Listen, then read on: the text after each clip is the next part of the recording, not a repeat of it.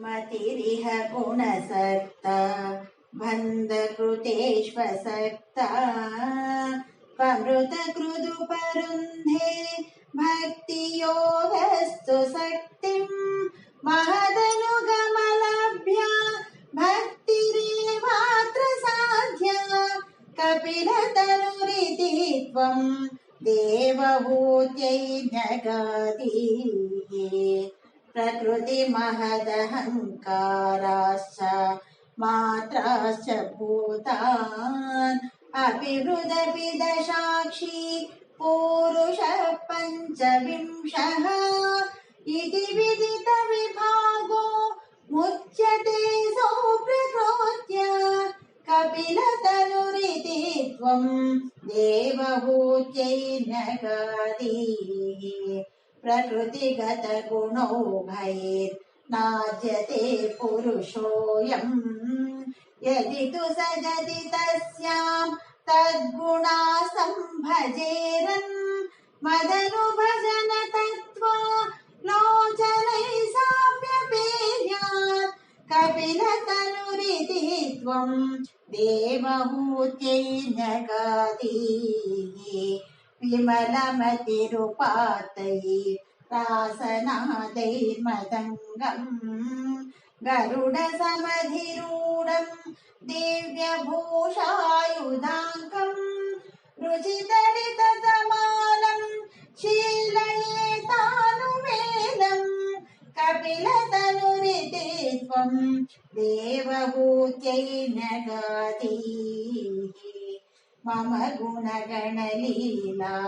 कर्णनैकीर्तनाद्यैः मयि सुरसरिदोघा प्रज्ञचित्तानुवृत्तिः भवति परमभक्तिः सा हि मृत्योर्विजेत्री कपिलतनुरिति त्वम् देवहूत्यै न्यगादि अहह बहुलहिंसा सञ्चितार्थै कुटुम्बम् प्रतिदिनमनुपुष्णन् स्त्रीजितो बाललाली विशतिः गृहसक्तो यातनामय्यभक्तः कपिलतनुरिति त्वम् देवहूत्यै न्यगादि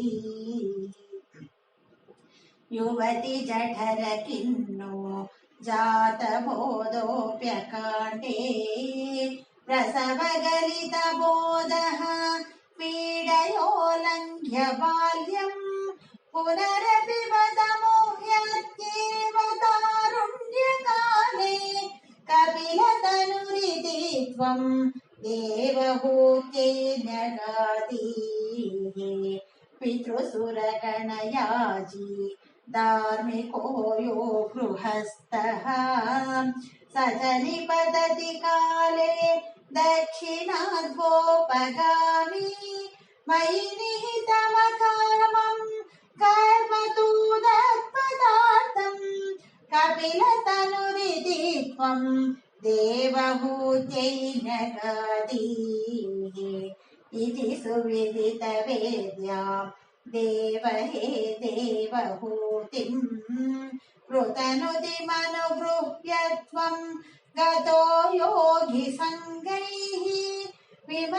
विमलमतिरथासौ भक्तियोगेन मुक्ता त्वमपि जनहितार्थम् वर्तसे प्रागुदीच्या परम किमुपभूत्या त्वत्पदाम्भोज भक्तिम् सकलभयविनेत्रीम् सर्वकामोपनेत्रीम्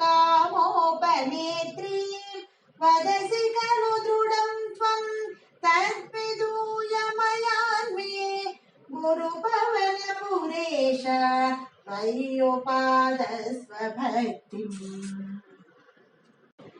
मतिरिह गुणसक्ता बन्धकृतेष्वसक्ता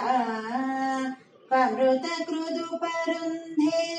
भक्तियोगस्तु